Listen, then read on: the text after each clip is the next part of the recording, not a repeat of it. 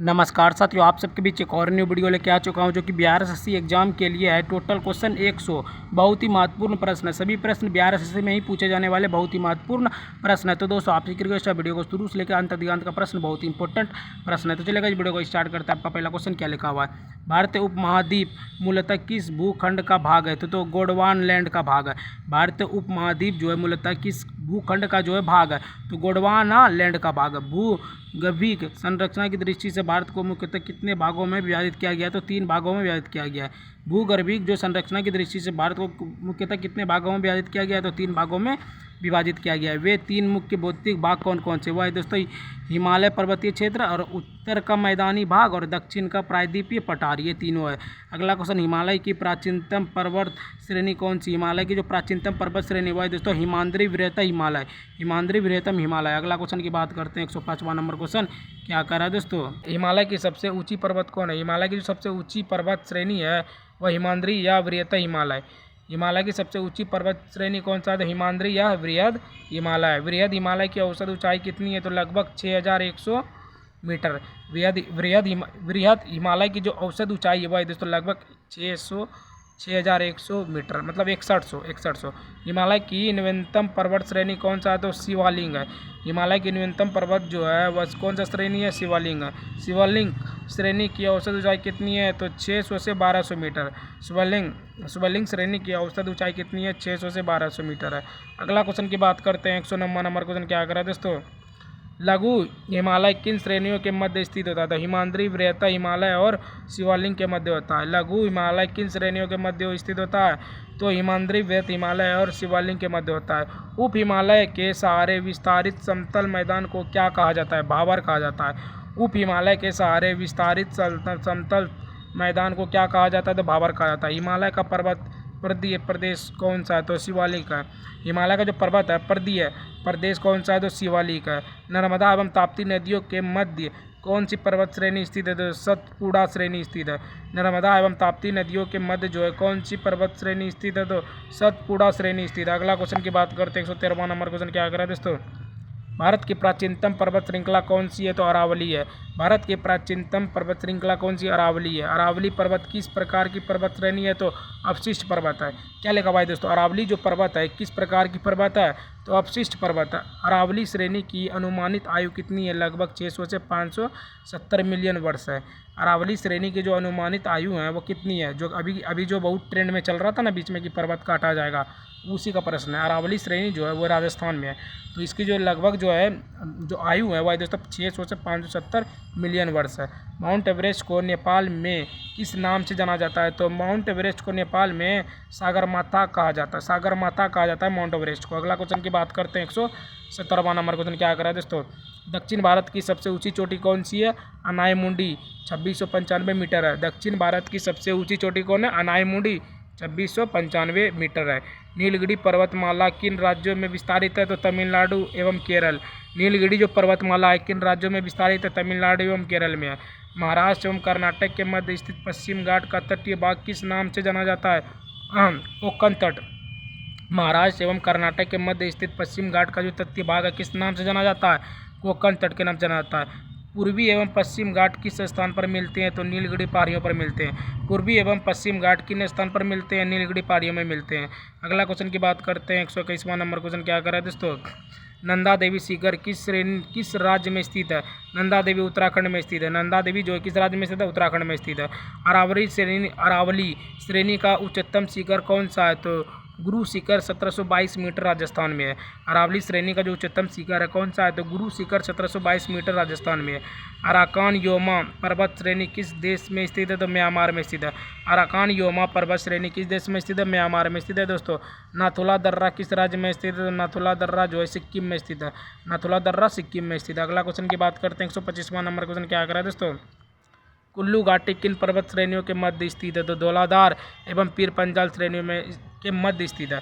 कुल्लू घाटी जो है किन पर्वत श्रेणियों के मध्य स्थित है? तो धौलाधार एवं पीर पंजाल श्रेणियों के मध्य स्थित है। पालाघाट दर्रा किन पहाड़ियों के मध्य स्थित है? तो नीलगिरी एवं अन्नामलाई पहाड़ियों के मध्य स्थित है। पाल दर्रा जो है, पालघाट दर्रा जो है किन पहाड़ियों के मध्य स्थित है? तो नीलगिरी एवं अन्नामलाई पहाड़ियों के मध्य स्थित है। उत्तराखंड में छोटे छोटे घास के मैदान को क्या कहा जाता है? बुग्याल कहा जाता है। उत्तराखंड में छोटे छोटे घास के मैदान को क्या कहा जाता है? बुग्याल कहा जाता है। नागा पहाड़ियाँ किस क्षेत्र में स्थित है? नागालैंड एवं मणिपुर क्षेत्र में स्थित है। नागा पहाड़ियाँ किस क्षेत्र में स्थित है? नागालैंड एवं मणिपुर क्षेत्र में स्थित है। अगला क्वेश्चन की बात करते हैं। 129वां नंबर क्वेश्चन क्या कर रहा है दोस्तों? पालघाट दर्रा किन दो राज्यों को जोड़ती है? केरल और तमिलनाडु को। पालघाट दर्रा किन दो राज्यों को जोड़ता है? तो केरल एवं तमिलनाडु को जोड़ता है। नाथुला दर्रा भारत को किस देश से जोड़ता है? तो चीन से जोड़ता है। नाथुला दर्रा जो है भारत को किस देश से जोड़ता है? चीन से जोड़ता है। लिपुलेख दर्रा एवं नीति दर्रा किस राज्य में स्थित है? तो उत्तराखंड में स्थित है। लिपुलेख दर्रा एवं नीति दर्रा किस राज्य में स्थित है? उत्तराखंड में स्थित है। रोहतांग दर्रा किस राज्य में स्थित है? हिमाचल प्रदेश में। रोहतांग दर्रा किस राज्य में स्थित है? हिमाचल प्रदेश में स्थित है। अगला क्वेश्चन की बात करते हैं। 133वां नंबर क्वेश्चन क्या कर रहा है दोस्तों? अंडमान निकोबार द्वीप समूह में कुल द्वीपों की संख्या कितनी है? 572 द्वीप है। अंडमान निकोबार द्वीप समूह में कुल द्वीपों की संख्या कितनी है? 572 है। भारत का सबसे बड़ा हिमनद कौन सा है? तो सियाचिन हिमनद है। भारत का सबसे बड़ा हिमनद जो है कौन सा है? सियाचिन हिमनद है। 10 डिग्री चैनल किन द्वीपों को अलग करती है? तो अंडमान द्वीप को निकोबार द्वीप से पृथक करती है। 10 डिग्री चैनल जो है किन द्वीपों को अलग करती है? तो अंडमान द्वीप को निकोबार द्वीप से पृथक करती है। चौराबाड़ी ग्लेशियर कहाँ स्थित है? तो केदारनाथ उत्तर में उत्तराखंड। क्या लिखा हुआ है? चौराबाड़ी जो है ग्लेशियर कहाँ स्थित है? केदारनाथ में उत्तर में उत्तराखंड में स्थित है। अगला क्वेश्चन की बात करते हैं। 137वां नंबर क्वेश्चन क्या करें दोस्तों? मेघालय का पठार किसका भाग है? तो प्रायद्वीपीय भारत का भाग है। मेघालय का जो पठार है किसका भाग है? तो प्रायद्वीपीय भारत का भाग है। भारत के प्रायद्वीपीय पर्वत किस काल में निर्मित हुए? तो पोलियोजोइक महाकाल में हुए। क्या लगा? भारत के जो प्रायद्वीपीय पर्वत है किस काल में निर्मित हुए? तो पोलियोजोइक महाकल्प में जो है निर्मित हुए। अरावली एवं विंध्य श्रृंखलाओं के मध्य कौन सा पठार स्थित है? मालवा का पठार स्थित है। अरावली एवं विंध्य श्रृंखलाओं के मध्य जो है कौन सा पठार स्थित है? तो मालवा का पठार स्थित है। दंडकारण्य क्षेत्र कहाँ अवस्थित है? तो छत्तीसगढ़ एवं उड़ीसा के मध्यवर्ती भाग में। दंडकारण्य क्षेत्र जो है कहाँ अवस्थित है? तो छत्तीसगढ़ एवं उड़ीसा के मध्यवर्ती भाग में स्थित है। अगला क्वेश्चन की बात करते हैं। 141वां नंबर क्वेश्चन क्या कर रहा है दोस्तों? भारत का औसत समुद्र तल किस तट से मापा जाता है? तो चेन्नई तट से मापा जाता है। भारत का जो औसत समुद्र तल है वह किस तट से मापा जाता है? चेन्नई तट से मापा जाता है। भारत की समुद्र तट रेखा कुल लंबाई कितनी है? तो 7516.6 किलोमीटर है। भारत की समुद्र की जो तट की जो कुल लंबाई है वह है 6516.6, मतलब 7516.6 किलोमीटर है। 7516.6 किलोमीटर। किस राज्य की तटीय सीमा सबसे लंबी है? तो गुजरात लगभग 1214.7 किलोमीटर की है। किस राज्य की तटीय सीमा जो है सबसे लंबी है? तो गुजरात की है, लगभग 1214.7 किलोमीटर से। भारत के कितने राज्य समुद्र तट रेखा से संलग्न होती है? 9 राज्य। भारत के कितने राज्य समुद्र तट रेखा से संलग्न होती है? 9 राज्य होती है। अगला क्वेश्चन की बात करते हैं। 145वां नंबर क्वेश्चन क्या कर रहा है? तो भारत के कितने केंद्र शासित प्रदेश समुद्री तट से संलग्न है? तो 4 केंद्र शासित प्रदेश है। भारत के कितने केंद्र शासित प्रदेश जो है समुद्री तट से संलग्न है? तो 4 है, 4 केंद्र शासित प्रदेश है। प्राचीन भारतीय भूगोल में रत्नाकर किसका सूचक था? तो हिंद महासागर का। प्राचीन भारतीय भूगोल में रत्नाकर जो है किसका सूचक था? तो हिंद महासागर का था। अंडमान निकोबार द्वीप समूह में सबसे ऊंची चोटी कौन सी? तो सैंडल पीक है। अंडमान निकोबार द्वीप समूह में सबसे ऊंची चोटी कौन सी है? तो सैंडल पीक है, सैंडल पीक। अंडमान निकोबार द्वीप समूह किस खाड़ी में स्थित है? बंगाल की खाड़ी में स्थित है। अंडमान निकोबार द्वीप समूह किस खाड़ी में स्थित है? बंगाल की खाड़ी में स्थित है। अगला क्वेश्चन की बात करते हैं। 149वां नंबर क्वेश्चन क्या कर रहा है दोस्तों? बैरन द्वीप कहाँ स्थित है? तो बैरन द्वीप बंगाल की खाड़ी में स्थित है। बैरन द्वीप कहाँ स्थित है? बंगाल की खाड़ी में स्थित है। लक्षद्वीप कहाँ स्थित है? तो अरब सागर में स्थित है। लक्षद्वीप जो है कहाँ स्थित है? अरब सागर में स्थित है। किसी क्षेत्र की जलवायु को निर्धारित करने वाला मुख्य कारण कौन सा है? तो अक्षांश अवस्थित है। क्या लगा भाई? किसी क्षेत्र की जलवायु को निर्धारित करने वाला जो मुख्य कारक है वह कौन सा है? तो अक्षांश अवस्थित है, अवस्थिति है। जलवायु को नियंत्रित करने वाले कारकों को किस शब्द से व्यक्त किया जाता है दोस्तों? भू आकृतियों से।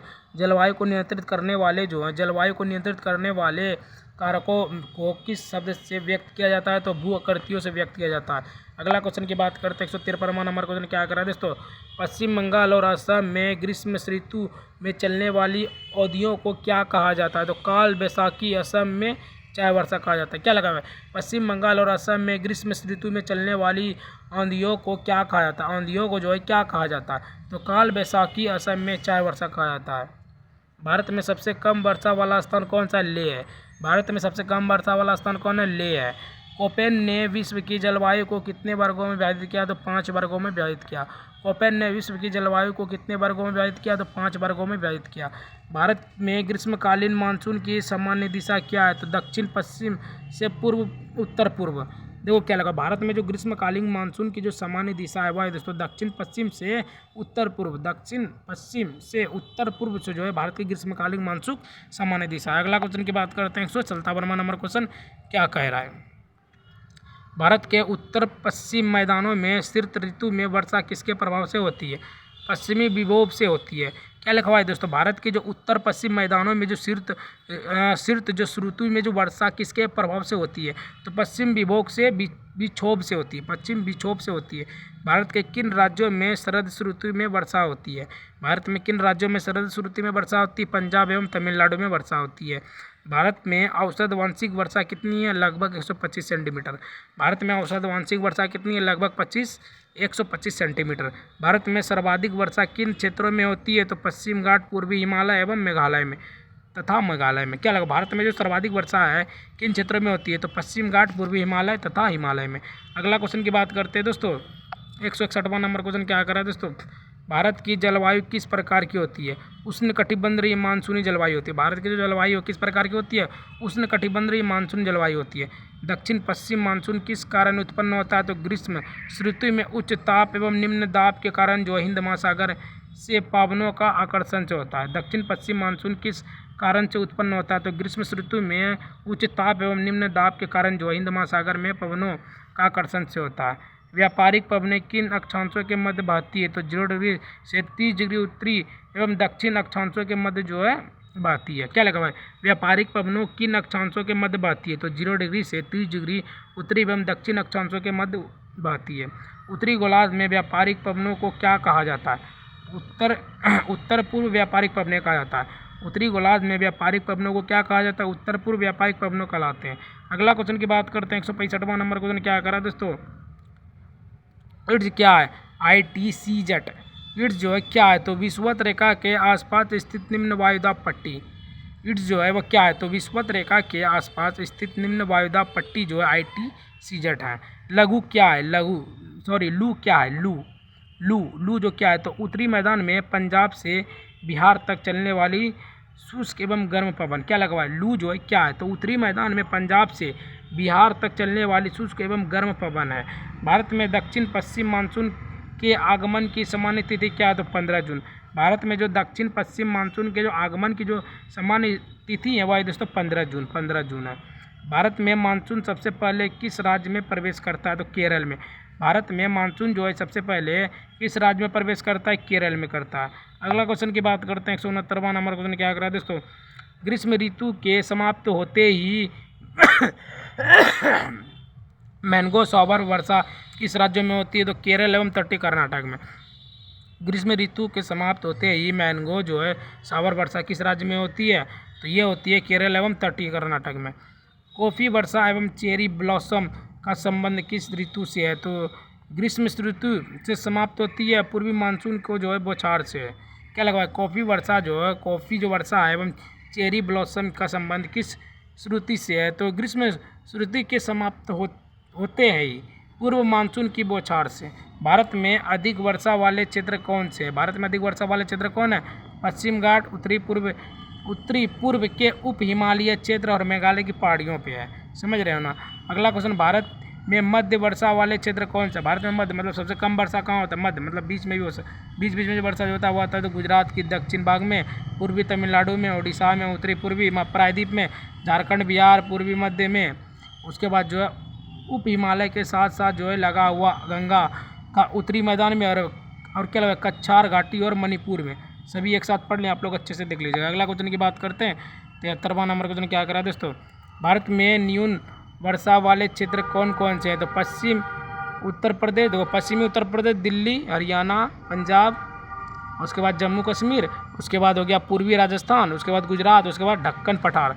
देखो भारत में जो न्यून वर्षा वाला स्थान है भाई दोस्तों पश्चिम उत्तर प्रदेश, दिल्ली, हरियाणा, पंजाब, जम्मू कश्मीर, पूर्वी राजस्थान, गुजरात, दक्कन पठार।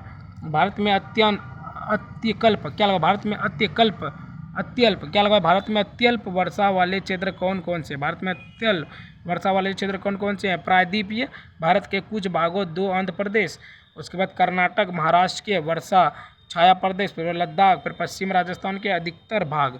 समझ रहे हो ना, ये सारे हैं भारत में अल्पीय वर्षा वाले क्षेत्र। भारत में मानसून के प्रस्फोट के लिए कौन उत्तरदायी माना जाता है? पूर्वी जेट प्रभाव। भारत में मानसून को प्रस्फोट के लिए कौन उत्तरदायी माना जाता है? तो पूर्वी जेट प्रभाव माना जाता है। भारतीय मानसून को प्रभावित करने वाले घटक कौन कौन से हैं? तो तिब्बत का पठार और जेट स्ट्रीम, एल नीलो, लो नीला। क्या लगा भाई? नो नीना। भारतीय मानसून को प्रभावित करने वाला जो घटक है कौन कौन सा है? तो तिब्बत का पठार है, जेट स्ट्रीम है, और उसके बाद एल नीनो, ला नीना। अगला क्वेश्चन की बात करते हैं। 176वां नंबर क्वेश्चन क्या करा है दोस्तों? उत्तरी पूर्वी मानसून से सबसे अधिक वर्षा प्राप्त करने वाला राज्य कौन सा है? तो तमिलनाडु है। उत्तरी पूर्वी मानसून से सबसे अधिक वर्षा प्राप्त करने वाला जो राज्य है दोस्तों तमिलनाडु। जम्मू कश्मीर और पश्चिम राजस्थान लगभग एक ही अक्षांश पर स्थित है, किंतु उनकी जलवायु में भिन्नता का जो मुख्य कारण क्या है? तो ऊंचाई में भिन्नता है। भारत में सर्वाधिक दैनिक तापांतरण किस स्थान पर पाया जाता है? तो राजस्थान के मरुस्थलीय क्षेत्र में। भारत में सर्वाधिक जो दैनिक तापांतर है किस स्थान पर पाया जाता है? तो राजस्थान के मरुस्थलीय क्षेत्र पर पाया जाता है। भारत में मानसून के सामान्य महीनों कौन से हैं? तो जून से सितंबर। भारत में मानसून के जो सामान्य महीना है जून से सितंबर है। अगला क्वेश्चन की बात करते हैं। 181वां नंबर क्वेश्चन क्या कर रहा है दोस्तों? जम्मू कश्मीर में राष्ट्रीय उद्यान कौन से हैं? तो हेमिस है, और दाचीगाम है, और किश्तवाड़ है, और काजीनाग है। क्या क्या लिखवा है? जम्मू कश्मीर में जो राष्ट्रीय उद्यान कौन कौन से थे? हेमिस है, दाचीगाम है, और किश्तवाड़ है, उसके बाद काजीनाग है। राजस्थान में राष्ट्रीय उद्यान कौन कौन से हैं? तो रणथंभौर है, उसके बाद सरिस्का है, उसके बाद मुकुंदरा हिल्स है। क्या लगा? राजस्थान में जो राष्ट्रीय उद्यान है कौन कौन से हैं? तो रणथंभौर है, उसके बाद सरिस्का है, उसके बाद मुकुंदरा हिल्स हैं, 3 है। हरियाणा में राष्ट्रीय उद्यान कौन कौन से हैं? तो केकड़ी है और सुल्तानपुर है। हरियाणा में जो राष्ट्रीय उद्यान है केकड़ी और सुल्तानपुर है। हिमाचल प्रदेश में राष्ट्रीय उद्यान कौन कौन से हैं? तो हिमाचल प्रदेश में ग्रेट हिमालय नेशनल पार्क और ड्रॉस है, उसके बाद खीरगंगा सियाचिन है। क्या कहा? हिमाचल प्रदेश में राष्ट्रीय उद्यान तो ग्रेट हिमालयन नेशनल पार्क है, उसके बाद ड्रॉस है, उसके बाद खीरगंगा है, उसके बाद सियाचिन है। अगला क्वेश्चन की बात करते हैं। 185वां नंबर क्वेश्चन क्या कर रहा है दोस्तों? उत्तराखंड में राष्ट्रीय उद्यान कौन कौन से? उत्तराखंड में जिम कॉर्बेट हैं, राजाजी हैं, उसके बाद नंदा देवी हैं, उसके बाद गोविंद है, गंगोत्री हैं, वैली ऑफ है, उसके बाद वैली ऑफ फिलॉसफी, यही है। तो देखो उत्तराखंड में जो राष्ट्रीय उद्यान है भाई दोस्तों जिम कार्बेट, उसके बाद राजाजी है, नंदा देवी है, गोविंद है, गंगोत्री है, वैली ऑफ फ्लॉस है, सभी हैं। उत्तर प्रदेश में राष्ट्रीय उद्यान कौन कौन से? तो दुधवा है। उत्तर प्रदेश में राष्ट्रीय उद्यान है वह सिर्फ एक, दुधवा। मध्य प्रदेश में राष्ट्रीय उद्यान कौन कौन से? तो मध्य प्रदेश में कान्हा, बांधवगढ़, उसके बाद सतपुंडा, पन्ना, और पंचमढ़ी और ताबोड़ा है। क्या लगा हुआ है? मध्य प्रदेश में राष्ट्रीय उद्यान है भाई दोस्तों कान्हा, उसके बाद बांधवगढ़, उसके बाद जो है सतपुंडा, उसके बाद पन्ना, पचमढ़ी, उसके बाद ताबोड़ा। अरुणाचल प्रदेश में राष्ट्रीय उद्यान कौन कौन सा है? अरुणाचल प्रदेश में दोस्तों रामदफा, मोलिंग और कैंसिंग है। अरुणाचल प्रदेश में राष्ट्रीय उद्यान है भाई दोस्तों नामदफा, मोलिंग और कैंसिंग है। अगला क्वेश्चन की बात करते हैं। 189वां नंबर क्वेश्चन क्या कर रहा है दोस्तों? बिहार में राष्ट्रीय उद्यान कौन कौन से? बिहार में दोस्तों वाल्मीकि, उदवा, कैमूर और गौतम बुद्ध है। बिहार में जो राष्ट्रीय उद्यान कौन कौन से है? तो वाल्मीकि, उदवा, कैमूर और गौतम बुद्ध है। मेघालय में राष्ट्रीय उद्यान कौन कौन से? तो मेघालय में नोकरेक है, बालफ्राम है। तो मेघालय में जो है राष्ट्रीय उद्यान वो है दोस्तों नोकरेक, उसके बाद बालफ्राम है। और झारखंड में जो राष्ट्रीय उद्यान कौन कौन से? झारखंड में दोस्तों बेटला। झारखंड में क्या है? बेटला। सिक्किम में राष्ट्रीय उद्यान कौन कौन से? सिक्किम में कंचनजंगा। सिक्किम में राष्ट्रीय उद्यान कौन है? कंचनजंगा। अगला क्वेश्चन की बात करते हैं। 193वां नंबर क्वेश्चन क्या कर रहा है दोस्तों? त्रिपुरा में राष्ट्रीय उद्यान कौन सा है? त्रिपुरा में दोस्तों राउतंगा और बाइसन। त्रिपुरा में राष्ट्रीय उद्यान कौन है? राउतंगा और बाइसन। असम में राष्ट्रीय उद्यान कौन कौन सा है? तो असम में दोस्तों काजीरंगा, मानस, नौमेरी और डिब्रू साइखोवा। असम में जो राष्ट्रीय उद्यान है भाई दोस्तों काजीरंगा, मानस, नायमोरी और डिब्रू साइखोवा। नागालैंड में राष्ट्रीय उद्यान कौन कौन से? नागालैंड में इटाकी। नागालैंड में राष्ट्रीय उद्यान कौन है? इटाकी है। मणिपुर में राष्ट्रीय उद्यान कौन सा है दोस्तों? केबुल लामजाओ। मणिपुर में जो राष्ट्रीय उद्यान है भाई दोस्तों केबुल और लामजाओ है। अगला क्वेश्चन की बात करते हैं दोस्तों। 97वां नंबर क्वेश्चन क्या कर रहा है दोस्तों? गुजरात में राष्ट्रीय उद्यान कौन कौन से हैं? गुजरात में जो राष्ट्रीय उद्यान है भाई दोस्तों गिर और वंसदा है गुजरात में राष्ट्रीय उद्यान। उड़ीसा में राष्ट्रीय उद्यान कौन कौन से? उड़ीसा में दोस्तों भितरकनिका और सिमलीपाल। भितरकनिका और सिमलीपाल हैं उड़ीसा में राष्ट्रीय उद्यान। मिजोरम में राष्ट्रीय उद्यान कौन कौन से हैं? मिजोरम में दोस्तों रामसर और रेगाय, रामसगर और रेगाय हैं। महाराष्ट्र में राष्ट्रीय उद्यान कौन कौन से हैं? महाराष्ट्र में दोस्तों ताडोबा और नावगांव, पेन्च और संजय गांधी और गुगामाल और चंद्रोली। क्या कौन कौन है दोस्तों महाराष्ट्र में? तो ताडोबा और नावगांव और पेंचस और संजय गांधी और गुगामाल और चंद्रोली। तो दोस्तों आज मैंने आपको टोटल 100 बहुत ही महत्वपूर्ण प्रश्न बतला दिए, जो कि सभी प्रश्न बिहार एसएससी एग्जाम में पूछे जाने वाले बहुत ही महत्वपूर्ण प्रश्न थे। गाइस आप लोगों को वीडियो थोड़ा सा भी अच्छा लगा तो वीडियो को लाइक, सब्सक्राइब, शेयर, प्यार से कमेंट जरूर करना। ठीक है गाइस, मिलते हैं किसी और नए वीडियो के साथ, तब तक के लिए बाय बाय। जय हिंद, जय भारत।